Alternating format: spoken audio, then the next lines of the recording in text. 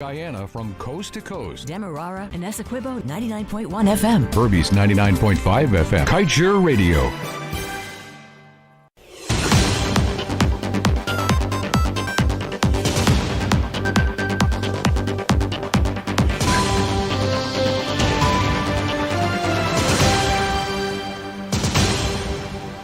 Hello, thank you for tuning into Kaieteur Radio. Kevin Smith here. Welcome to your news at noon. These are the top stories we're tracking. Louisiana solar and wind farms projects cost $1 million per megawatt. Exxon's gas to energy project is set to cost Guyana $3 million per megawatt. Invested to establish processing facility at Blackbush Polder, packaging facility to service Region 5 and 6 also on the cards. Meanwhile, inspectors' gun and valuables stolen from parked car. And union calls for impromptu visit to AGM by authorities. New Amsterdam Hospital CEO replaced. Man loses finger over $160 drug debt. And Spanish hotline launched to help combat trafficking in persons. Stay tuned to stay informed. Kaieteur Radio, keeping you informed. Demerara and Essequibo 99.1 FM. Berbice 99.5 FM. Kaieteur Radio. Time to get vaccinated. COVID-19 vaccination sites, Vredenhoek Stelling, Monday to Friday, 9 a.m. to 3 p.m. Eligibility, 18 years and older. Persons who wish to take the vaccine will be asked to present a valid form of ID. All COVID-19 protocols must be observed. A message from the Ministry of Health.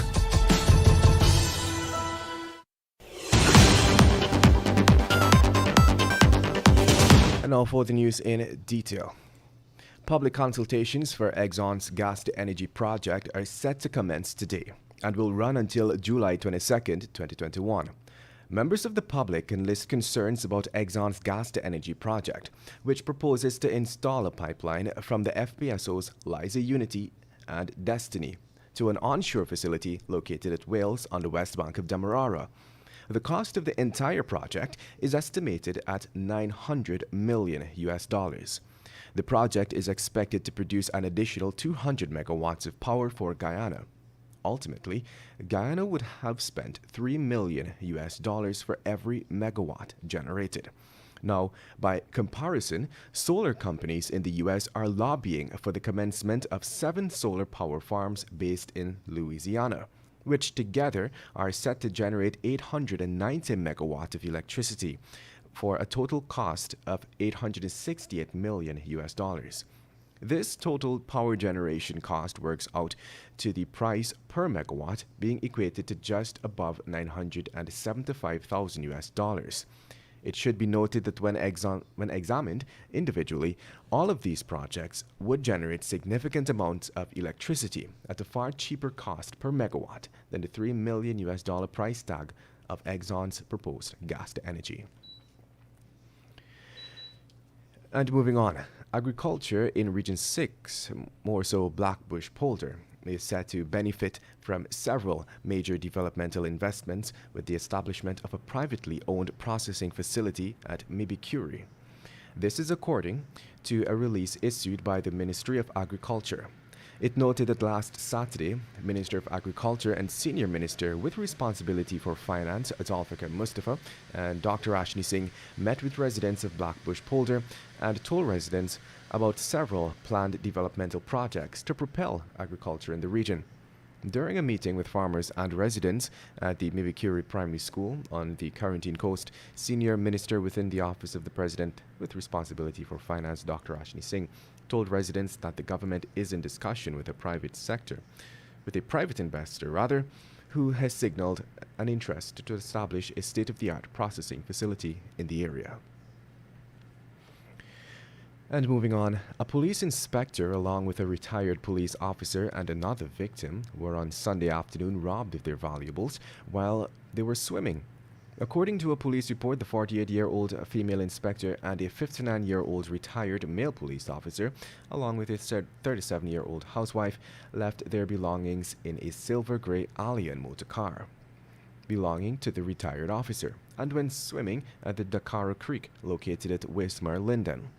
The man reportedly secured the car at 15 hours 40, and he, along with the other individuals, went down to the creek, which is about 75 feet down a hill. This meant that the car was out of their sight. The trio, according to police, finished swimming at 17 hours, some 2 hours, 20 minutes later. Get the full details in today's Kaieteur News. And now let's tell you, following recent reports that Guyanese workers employed at Aurora Gold mines are being treated differently from the Chinese nationals, the National Mine and Workers Union of Guyana is calling for an impromptu visit to the operation by the authorities. AGM, which is located in Region 7, is currently being operated by a Chinese company called Jijin Mining Group. Workers had complained about being victimized by their Chinese bosses, denied free time, overworked, punished without proper investigation, and unfair dismissals. President of the union, Sherwin Downer, stated that almost every day he would receive these and other complaints from the local employees. According to Downer, an impromptu visit to the mine would be preferable. Some of the workers, he said, are in support of an impromptu visit. They related that the management would normally be notified beforehand about visits by government officials. As such, the workers noted their bosses would prepare for the visits and cover up their tracks before the authorities arrive. And now let's tell you, a new chief executive officer has been appointed at the New Amsterdam Hospital, and that persons will also have oversight of the Skeldon Public Hospital. This development was confirmed by Regional Chairman Mr. David Armagan. We were informed that Dr. Bob Ramnath will take over from Michael Khan, who is currently serving in the capacity of CEO of the hospital. According to information received, Dr. Ramnath's transition into the new position will take effect within 2 weeks. Dr. Ramnath, according to reports, has already visited the Skeldon Hospital, where he met with the doctor in charge and the administrator. He was reportedly accompanied by the Regional Executive Officer of Region 6, Mr. Narendra Prasad. You're listening to Kaieteur Radio 99.1 and 99.5 FM. This is your news at noon.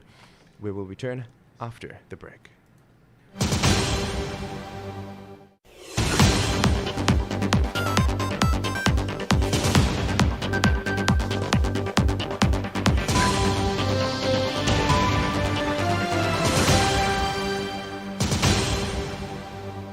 Guyana, please join me on the Glenn Lal Show, 99.1, 99.5 FM, Kaieteur, every Monday, Wednesday and Friday, 7:20 p.m. and a rebroadcast of the next day at 11 a.m. just in case you missed that program.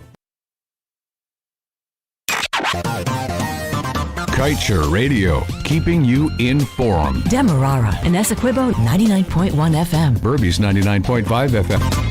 Kaieteur Radio. This is GHK Lal inviting you to join me weekdays from Monday to Friday on the National Outlook for commentary on a range of issues. Immediately after the 12 noon and 7 p.m. newscasts on Kaieteur Radio at 99.1 FM and 99.5 FM. Looking forward to you sharing in the conversation. Welcome back. Let us continue with the news. Two alleged drug dealers on Sunday beat and severed the index finger of a man who had reportedly owed them $160 for marijuana. Left without a finger is 36-year-old Collins Smart, better known as Rastaman, a laborer of Little Africa, Quarantine Berbice. Smart lost his finger around 20 hours 30 at number 79 Village. According to police, the alleged drug dealers are a man and a woman. Smart had reportedly visited their home to buy marijuana, but the suspects requested that he pay them $160 that he had owed for a previous purchase. Reports suggest that an argument erupted between Smart and the alleged drug dealers when the male suspect reportedly armed himself with a cutlass and chopped Smart to his right hand, severing his index finger. A police report revealed that the woman then located a piece of wood and began lashing Smart to his back, causing him to receive additional injuries. The alleged drug dealers are yet to be arrested. And moving on, the Ministry of Human Services and Social Security's 592 Stop campaign was launched in Martika, Region 7, on Friday by Minister Vindhya Prasad. Minister Prasad used the opportunity to emphasize government's zero-tolerance approach to trafficking in persons, or TIP. the launch signaled the beginning of a month of activities that will culminate in World Day Against Trafficking in Persons on July 30th, according to a release issued by the ministry. Those who attended listened attentively as Minister Prasad outlined some of the steps that the ministry has taken and will take to curb TIP, which she linked to modern-day slavery. She encouraged persons to use the TIP hotlines to report all cases of trafficking, as she launched a new 24-hour Spanish hotline, which will allow Spanish and Portuguese-speaking persons to report trafficking. It complements the existing hotline that caters for English-speaking persons. And now let's tell you, the Ministry of Housing and Water is taking steps to remedy concerns by residents over the usage of access roads by contractors in Fort Ordnance Region 6. In a release, it was noted that on Monday, Minister of Housing and Water Colin Crowell visited the area along with technical staff attached to the Central Housing and Planning Authority. The minister stated that new housing developments are being undertaken in Phase 3 and 4 Fort Ordnance as part of the government's delivery of 10,000 house lots annually. As such, he said that the accessibility to sites plays a major role in the execution of these projects. However, the usage of the main access road in Fort Ordnance as both an exit and entry point for the movement of construction equipment and materials has posed a number of challenges. In a bid to prevent excessive damage to the roads and minimize commute time for residents, a new transport agreement is now in place between the ministry and contractors. And to wrap things up for today's News at Noon, let's tell you, although no deaths have been reported over the past 2 days, the Ministry of Health yesterday revealed that there are 14 patients in the COVID-19 ICU. The death toll remains at 478. Yesterday, too, it was revealed that there are 11 new COVID-19 cases, and these have brought the total number of confirmed cases to 20,389. There are 94 persons in institutional isolation, 1,449 in home isolation, and 1 person in institutional quarantine. To date, a total of 18,354 persons have recovered from the virus. And with that, we've come to the end of today's News at Noon. I'm Kevin Smith. Thank you for listening. Coming up next is a short presentation on the oil and gas sector, or an excerpt from the Glenn Lal Show, Tell It As It Is. If you've missed any one of these editions of the Glenn Lal Show, or one of these excerpts, or a simple presentation, you can find an entire playlist on YouTube at Kaieteur Radio. Kaieteur Radio. Covering Guyana from coast to coast. Demerara and Essequibo 99.1 FM. Berbice 99.5 FM. Kaieteur Radio.